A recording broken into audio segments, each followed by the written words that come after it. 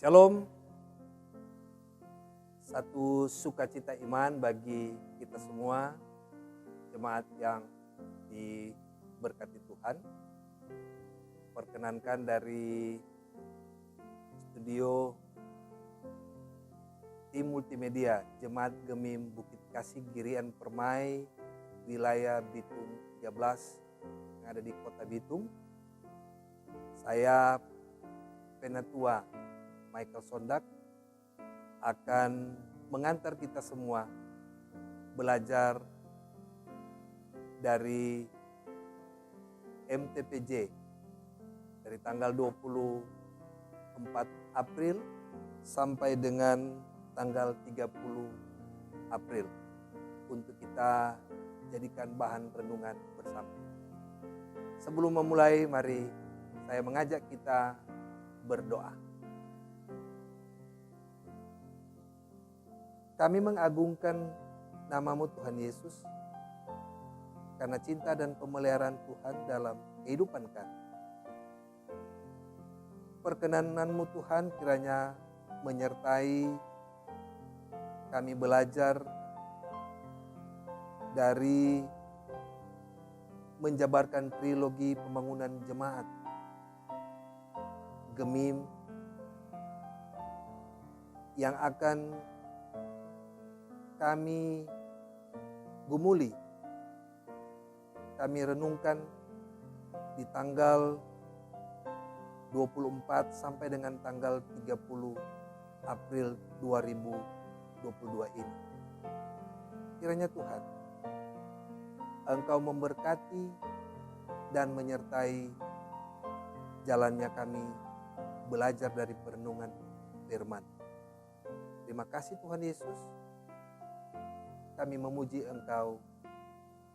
Amin. Jemaat yang diberkati Tuhan, dalam penjabaran trilogi pembangunan jemaat di tanggal 24 sampai dengan 30 April 2022, kita dituntun dengan bacaan kitab 1 Tesalonika 1 ayat 1 hingga yang ke-10. Saya akan membacakan bacaan Alkitab ini untuk kita semua. Surat Paulus yang pertama kepada jemaat di Tesalonika. Dari Paulus, Silwanus, dan Timotius kepada jemaat orang-orang Tesalonika yang di dalam Allah Bapa dan di dalam Tuhan Yesus Kristus, kasih karunia dan damai sejahtera menyertai kamu. Buah pemberitaan Paulus. Kami selalu mengucap syukur kepada Allah karena kamu semua dan menyebut kamu dalam doa kami, sebab kami selalu mengingat pekerjaan imanmu, usaha kasihmu dan ketekunan pengharapanmu kepada Tuhan kita Yesus Kristus di hadapan Allah dan Bapa kita. Dan kami tahu, hai saudara-saudara yang dikasihi Allah, bahwa Ia telah memilih kamu, sebab Injil yang kami beritakan bukan disampaikan kepada kamu dengan kata-kata saja, tetapi juga dengan kekuatan oleh Roh Kudus dan dengan suatu kepastian yang kokoh. Memang kamu tahu bagaimana kami bekerja di antara kamu oleh karena kamu, dan kamu telah menjadi penurut kami dan penurut Tuhan. Dalam penindasan yang berat, kamu telah menerima firman itu dengan sukacita yang dikerjakan oleh Roh Kudus, sehingga kamu telah menjadi teladan untuk semua orang yang percaya di wilayah Makedonia dan Akhaya. Karena dari antara kamu firman Tuhan bergema bukan hanya di Makedonia dan di Akhaya saja, tetapi di semua tempat telah tersiar kabar tentang imanmu kepada Allah, sehingga kami tidak usah mengatakan apa-apa tentang hal itu. Sebab mereka sendiri bercerita tentang kami, bagaimana kamu sambut dan bagaimana kamu berbalik dari berhala-berhala kepada Allah untuk melayani Allah yang hidup dan yang benar. Dan untuk menantikan kedatangan anaknya dari sorga yang telah dibangkitkannya dari antara orang mati, yaitu Yesus yang menyelamatkan kita dari murka yang akan datang. Demikian bacaan Alkitab dalam 1 Tesalonika 1 ayat 1 hingga yang ke-10. Shalom. Jemaat yang diberkati Tuhan. Tema bulanan dalam menjabarkan trilogi pembangunan jemaat ini adalah solidaritas yang paripurna. Dan tema mingguan dari tanggal 24 sampai 30 April 2022, berita Injil adalah sebuah kepastian yang kokoh. Berita adalah cerita atau keterangan mengenai suatu kejadian atau peristiwa hangat yang sudah atau sedang terjadi. Berita biasa memuat atau menyampaikan keterangan tentang suatu peristiwa yang penting yang perlu diketahui oleh orang banyak, atau biasa juga sebuah informasi yang perlu ditindaklanjuti. Sedangkan Injil bisa dikelompokkan menjadi dua, yaitu berisikan karya penyelamatan Allah, dalamnya Bapa, Anak, dan Roh Kudus. Kita biasa menyebutnya Alkitab. Dan kabar baik tentang Yesus Kristus yang dalam 1 Yohanes 1 ayat 1 menunjuk pada Yesus sebagai firman yang sudah ada sejak semula. Atau menurut Paulus, Injil adalah kekuatan Allah yang menyelamatkan. Dalam Roma 1 ayat 16 dan ayat yang ke-17. Kepastian ialah bahwa suatu berita atau informasi yang disampaikan itu benar-benar terjadi dan dapat dipercaya.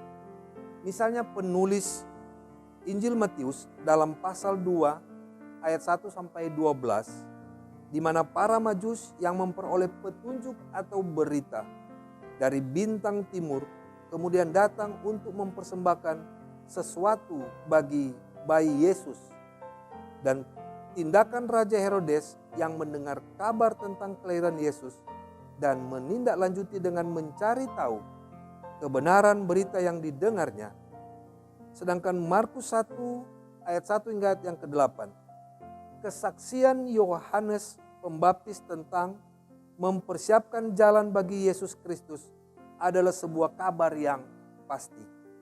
Sementara kokoh artinya kuat, terpancang pada tempatnya, tidak mudah roboh atau rusak, sehingga bisa menjadi pelindung atau dapat mendatangkan ketenangan.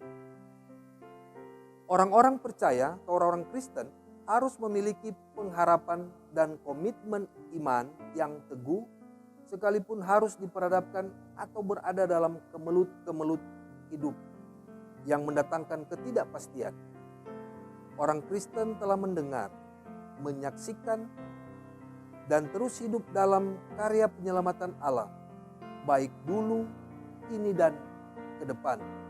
Bahwa karya penyelamatan Allah ialah sesuatu yang pasti kebenarannya, dapat dipercaya, dan juga bisa mendatangkan kelegaan, sukacita, damai sejahtera bagi setiap orang yang berpegang atau berharap padanya.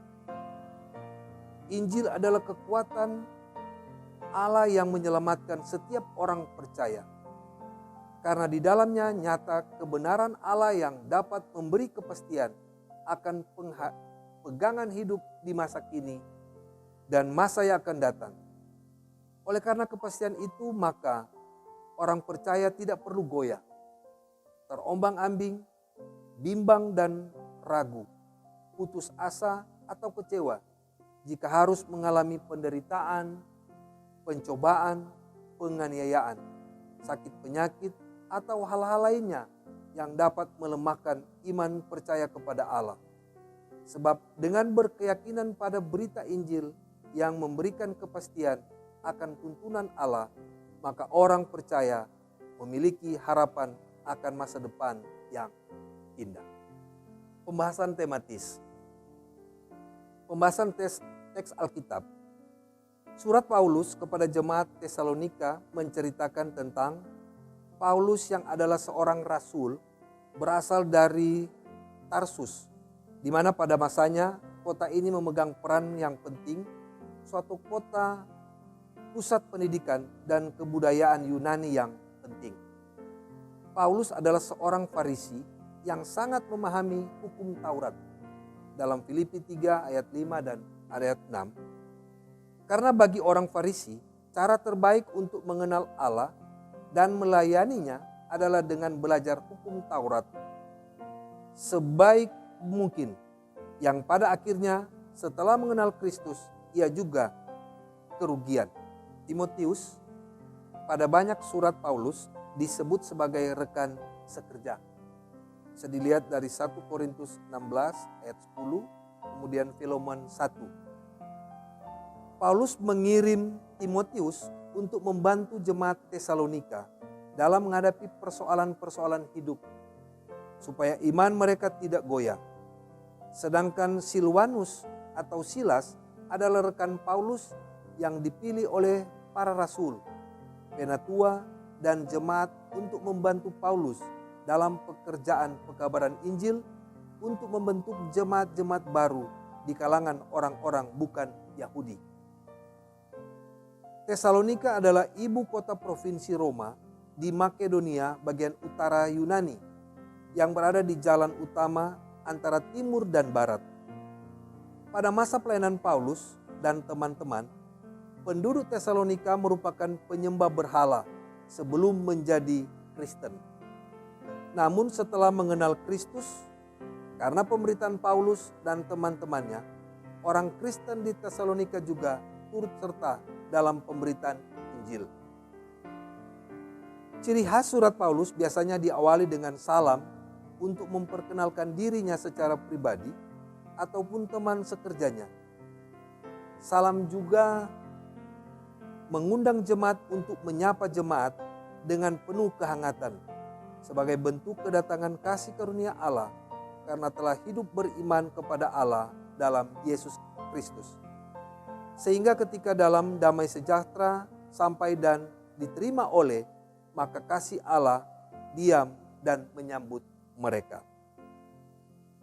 Khusus bacaan 1 Tesalonika 1 ayat 1 hingga ayat yang ke-10 memberi penjelasan bahwa 3 penginjil yaitu Paulus, Silwanus, dan Timotius yang sama-sama peduli terhadap orang percaya di Tesalonika. Mereka memberi salam berkat kepada mereka di dalam Allah Bapa dan di dalam Yesus Kristus. Kasih karunia dan damai sejahtera menyertai kamu. Ayat selanjutnya, Paulus dan kawan-kawan dalam pelayanan mereka memulai dengan mengucap syukur kepada Tuhan dan mendoakan jemaat Tesalonika.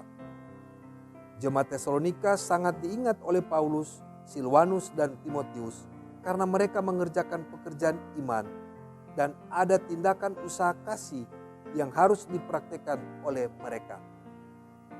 Bahkan mereka harus sungguh-sungguh bertekun dalam pengharapan kepada Yesus Kristus di hadapan Allah Bapa.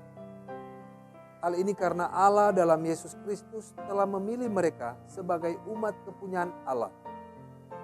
Paulus dan kawan-kawannya tidak saja omong doang dalam memberitakan firman, tetapi berita Injil di dalam kepastian yang kokoh, itulah yang diberitakan. Kepastian itu ditandai dengan kekuatan dan Roh Kudus yang telah menuntun dan mengerjakan. Paulus dan kawan-kawannya menyampaikan kabar selamat. Menariknya, jemaat Tesalonika dengar-dengaran dengan apa yang diberitakan oleh Paulus. Walaupun jemaat Tesalonika mengalami penganiayaan dan penindasan yang sangat berat, tapi mereka tetap jadi penurut Injil dan firman Tuhan. Dengan mereka menjadi panutan, penurut firman, maka jemaat Tesalonika telah menjadi teladan bagi orang-orang lain di Makedonia dan di Akaya. Kabar Injil yang diterima oleh jemaat Tesalonika telah menjadi kepastian kabar sukacita yang tidak saja diterima oleh orang Makedonia dan Akhaya, tetapi juga telah bergema dan tersiar cara hidup beriman orang Tesalonika kepada orang banyak dan di sejumlah tempat-tempat tertentu. Paulus dan kawan-kawan sangat peduli dengan pemberitaan Injil dan jemaat Tesalonika telah menceritakan kemajuan tentang Injil yang mereka terima. Mereka juga bersaksi yang dahulu mereka penyembah berhala, tetapi ketika berita Injil mereka dengar, ternyata berita Injil itu memberikan kepastian iman mereka melayani Allah yang hidup dan yang benar. Allah yang hidup dan benar hanya ada dalam Kristus Yesus yang telah bangkit dari antara orang mati, sehingga mereka tidak lagi menerima murka Allah dan mereka telah menerima kepastian iman keselamatan. Makna dan implikasi firman. Doa dan ucapan syukur kewajiban hidup orang percaya atau orang Kristen. Ada yang bahkan menyebut bahwa doa dan ucapan syukur merupakan nafas hidup orang percaya. Ungkapan tersebut maka seyogyanya doa dan ucapan syukur harus menjadi perilaku hidup orang percaya.